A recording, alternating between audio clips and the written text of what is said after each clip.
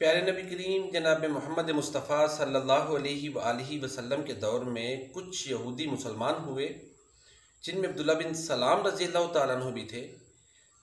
اسلام لانے کے بعد بھی ان میں یہ کیفیت موجود تھی کہ پرانے مذہب کی جو تعلیمات ہیں ان کی وہ تعظیم کرتے تھے۔ ہفتے کے دن کی تعظیم، اسی طرح اونٹ کے گوشت کی تحریم، یہ دو چیزیں جو ہے نا ان میں موجود تھیں۔ چنانچہ انہوں نے ان تعلیمات کو نہ چھوڑا، یعنی سابقہ جو مذہب تھا اس کی تعلیمات کو نہ چھوڑا، اس کو بھی انہوں نے جاری رکھا۔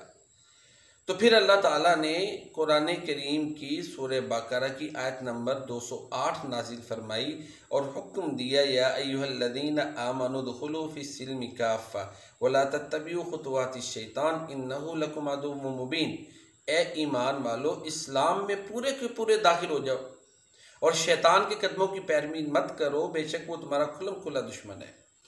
یہ کہ پچھلے دین کی کچھ تعلیمات کو بھی اپنائے رکھنا، کچھ رسوم کو اپنائے رکھنا اور مسلمان ہونے کے بعد اسلام کی تعلیمات پر بھی چلنا، یہ عمل درست نہیں ہے۔ مکمل اسلام جو ہے وہ مطالبہ کرتا ہے کہ مسلمان اسلام میں داخل ہو جائے۔ ہمارے ہاں دیکھیں نا، اگر ہم بر صغیر کے حالات کو دیکھیں تو ہم مسلمانوں میں، چونکہ یہاں تر زیادہ تر آبادی ہندو تھی، وہ مسلمان ہوئی، تو ان میں وہ رسوم موجود ہیں۔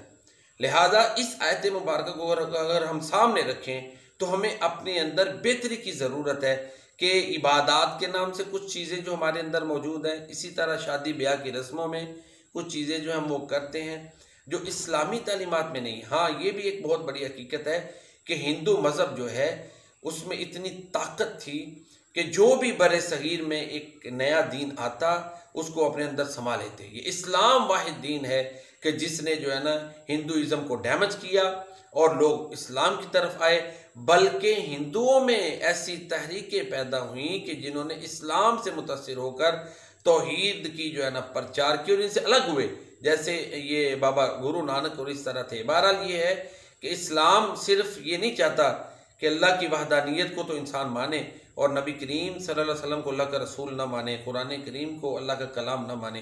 اسلام کا تقاضا یہ ہے کہ اللہ تعالیٰ کی عبادت جو ہے نا وہ ہم نے قرآن کریم کی روشنی میں کرنی ہے، پیارے نبی صلی اللہ علیہ وسلم کی تعلیمات کی روشنی میں کرنی ہے، تبھی وہ عبادت ہے۔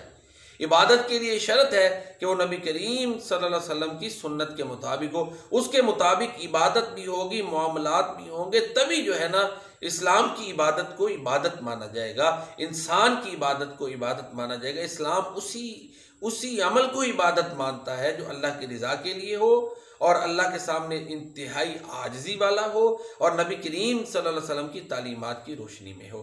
تو چنانچہ یہ کہ اپنی مرضی سے کچھ چیزیں کسی اور اپنے علاقائی رسم و رواج کی بندہ اپنا لے یا کسی اور مذہب کی اپنا لے، ایسا نہیں ہے، بلکہ نبی کریم صلی اللہ علیہ وسلم نے واضح طور پر یہ کہا کہ جس نے کسی قوم سے مشابہت کی وہ اسی میں سے ہوگا۔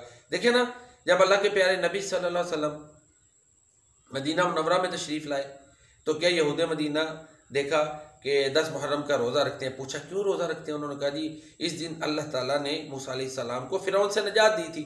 تو پیارے نبی صلی اللہ علیہ وسلم نے کیا فرمایا کہ ہمارا موسیٰ علیہ السلام کے ساتھ تم سے زیادہ تعلق ہے، تو ساتھ ہی یہ حکم دیا کہ 9 محرم کا روزہ رکھنا ہے، ان کی مطابقت نہیں کرنی۔ اسی طرح دیکھ لیں، ان کی موافقت سے روکا گیا۔ اسی طرح دیکھیں، جب سورج طلوع ہوتا ہے، ڈھلتا ہے یا غروب ہوتا ہے، اس وقت چونکہ سورج کے پجاری اس کی پوجا کرتے تھے، اسلام میں روک دیا گیا۔ آگ کو سامنے رکھ کے عبادت سے روک دیا گیا۔ تو ہر وہ چیز خواہ وہ عبادات میں ہی ہو جس میں دوسری اقوام سے مشابہت پائی گئی ہے، اسلام نے اس سے روکا ہے۔ اسلام نے اپنی ممیز جو کیفیت ہے، جو نمایاں خوبی ہے، اس کو ظاہر رکھا ہے اور یہ پروف کیا ہے، یہ ثابت کیا ہے کہ جو تعلیمات اسلام نے پیش کی ہیں وہی دین فطرت ہیں، وہی انسان کی معراج ہیں، انہی میں انسان کی جو ہے نا وہ بلندی اس کو نصیب ہوتی ہے۔ تو اگر کوئی شخص کچھ اسلامی تعلیمات کو اپنائے اور کچھ کو نہ اپنائے تو یونٹی قائم نہیں ہو سکتی، اتحاد قائم نہیں ہو سکتا، اور اس طرح اپنی کہہ لیں پھر منمانی ہوگی نا، ایک کسی چیز کو کہہ رہا ہے، دوسرا دوسرے کو۔ مسلمانوں کے اتحاد کے لیے ضروری ہے کہ مسلمان پورے کے پورے اسلام میں داخل ہوں، سب کی جو ہے نا اعمال ایک جیسے ہوں، فکر ایک جیسی ہو، پھر اس کے نتیجے میں یہ کیفیت پیدا ہوگی کہ جو ہے نا پھر مسلم امہ میں اتحاد آئے گا، اتفاق ہوگا، لوگوں کے لیے بھی آسانی ہوگی کہ کیا چیز سنت ہے اور کیا چیز لوگوں نے خود داخل کی ہوئی ہے۔ خالص اسلام پہ چلنا جو ہے نا وہ آسان ہوگا۔ آپ دیکھ لیں ابھی بھی جو اسلامی پیور تعلیمات ہیں پوری دنیا میں ایک جیسی ہیں، ٹھیک ہے؟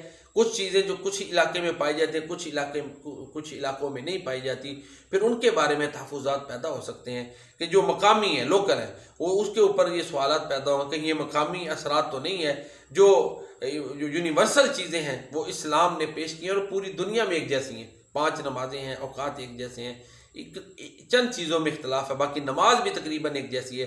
تو روزہ دیکھ لیں، اس کے آداب ایک جیسے ہیں۔ حج جو ہے نا وہ بڑی عبادت ہے، وہ اسی طرح سب مسلمان ایک جیسے ہی ادا کرتے ہیں، سب کی جو ہے نا وہ جو ہے نا تعلیمات ایک جیسی چلتی ہیں۔ تو بہرحال اسلام جو ہے وہ یونیورسل دین ہے، اس کی تعلیمات کو ہی اپنانے سے یونیورسلٹی آئے گی، آفاقیت پیدا ہوگی، اتحاد پیدا ہوگا، یگانگت پیدا ہوگی، اور جو ہے نا صحیح بہتری انسانیت میں آ سکتی ہے۔